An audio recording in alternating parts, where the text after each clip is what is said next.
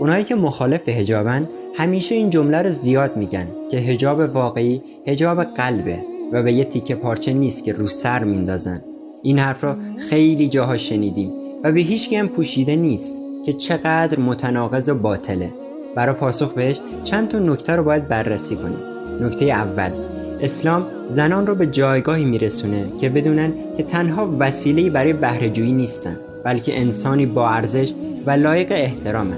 زن مسلمان به خوبی درک میکنه که اصرار کسی که با شعار آزادی به ترک حجاب دعوتش میکنه برای اینه که میخواد چشمان گناه پیشش رو از دیدنش پر کنه و شوق اینو داره که پوشش عفت رو ازش بگیره و اینجوری شهوت درون خودش رو تخلیه کنه. اما دعوتش رو با لباس نصیحت و آزادسازی زنا از ظلم میپوشونه. کسی که زنان رو به کشف حجاب دعوت میکنه اونا رو در جایگاه دوست دختر و معشوقه میبینه، اما کسی که به حجاب فرا میخونه زنان رو چون خواهر و دخترش میبینه که جزئی از خانواده خودش و بخشی از روحشن و نمیخواد افراد هوسباز تا وقتی که جوون و خوشرنگ باشن مثل عروسکی تو خالی با اونا بازی کنن و وقتی با گذر زمان رنگشون رفت اونا رو به گوشه انداخته و رهاشون کنن.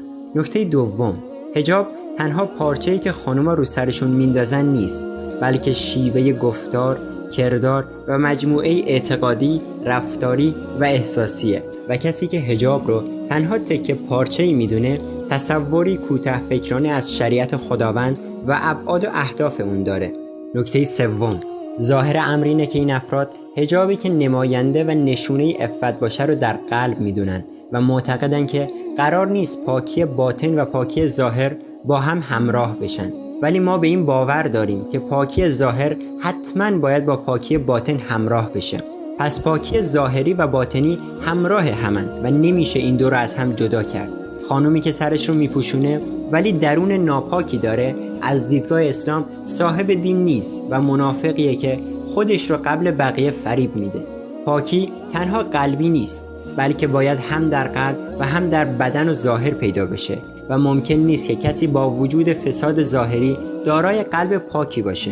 منتقدین قبول میکنن که بگیم فلانی قلب پاکی داره ولی دزده، مرتکب تجاوز میشه یا دروغگوه و مردم رو فریب میده. اگه بگن که چنین فردی نمیتونه دارای قلب پاکی باشه، ما هم میگیم که ممکن نیست کسی قلب پاکی داشته باشه ولی اون چرا خداوند دستور به پوشوندنش داده رو آشکار کنه. در نتیجه پاکی و عفت مثل درختیه که ریشش تو قلبه و میوهش در ظاهر انسان نشون داده میشه. نکته چهارم، این منتقدان تنها 3 راه حل مقابل خودشون دارن که باید یکیش رو قبول کنن.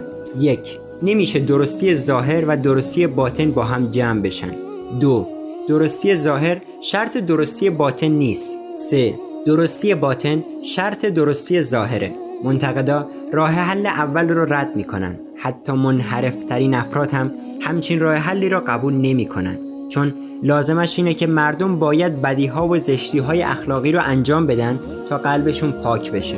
گزینه دوم هم نمیتونه درست باشه، چون انسان رو به 2 نیم تقسیم میکنه که انگار یه بخشی از فرد در عالم پاکی سیر میکنه و دیگری در لجن غرق شده. پس ساده لوحانه است که نفس انسان رو قسمت‌های جداگانه و مستقلی فرض کنی که به همدیگه ربطی ندارن و از هم کیلومترها فاصله میگیرن، بلکه ابعاد مختلف انسان به هم تأثیر میذارن و از همدیگه اثراتی میگیرن. پس گزینه سوم میمونه که همون دیدگاه اسلامه و تو این دیدگاه بین ظاهر و باطن وابستگی و هماهنگی وجود داره و از نظر عقلی و حتی در واقعیت محاله که انسان با قلبش توی عالم و با جسمش تو عالم دیگه‌ای زندگی کنه. نمیشه که قلب قطعه‌ای از نور باشه و جسم تا گردن تو زشتی‌ها فرو رفته باشه. حالا که میدونیم چنین چیزی محاله، پس باید از آشکار کردن اونچه که آشکار کردنش حرامه و پوشیدن لباسهای تنگی که جزئیات رو نمایان میکنه خودداری کنیم و در کنار این قلب رو از عوامل گناه و فتنه پاک کنیم. خداوند همیشه از ظاهر و باطن ما آگاهه و هرچی رو مخفی کنیم میدونه و در وحی خبر داده که پاداش نیکی و جزای فساد رو میده. نکته پنجم، چرا زن با حجابی که تو خلوت گناه میکنه دلیلی بر علیه حجاب باشه.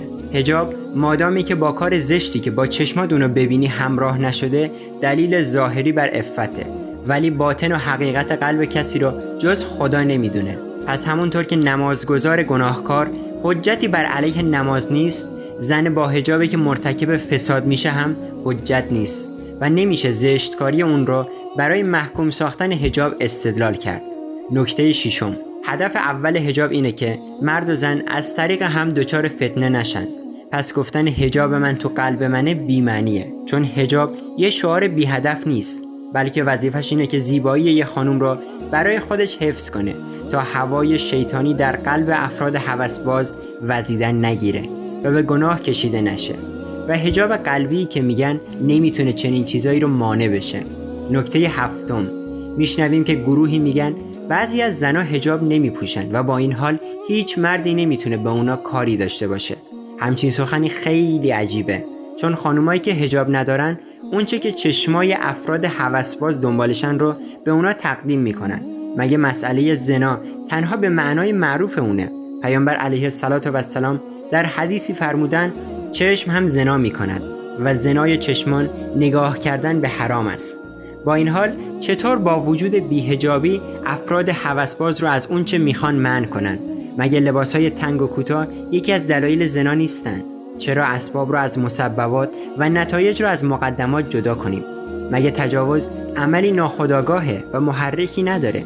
کشورهایی که تو خیابونا و رسانش هر لباسی میپوشن کشورهایی هن که علیرغم وجود مجازات قانونی بالاترین نرخ تجاوز رو دارن.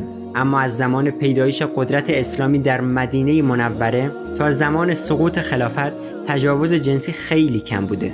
واقعا نمیشه مغرورانه از مرد متمدنی صحبت کنیم که هر چی بخواد میبینه ولی شهوت درش نمیجنبه. چنین نگرشی روان و ویژگی های مرد رو نادیده میگیره. هدفم از این سخن این نیست که مرد در قید و جبر باشه و لاجرم به زنا و تجاوز گرفتار بشه، بلکه هدفم اینه که شهوت بهش اثر بزرگی میذاره، مگر اینکه اون رو در راه حلال صرف کنه یا اینکه عوامل فوران شهوت رو با افسار تقوا کنترل کنه، که چنین چیزی برای همه مردم ممکن نیست، چون دروازه حلال به روی خیلیا بسته است و ریسمان تقوا از دست گروهی رفته.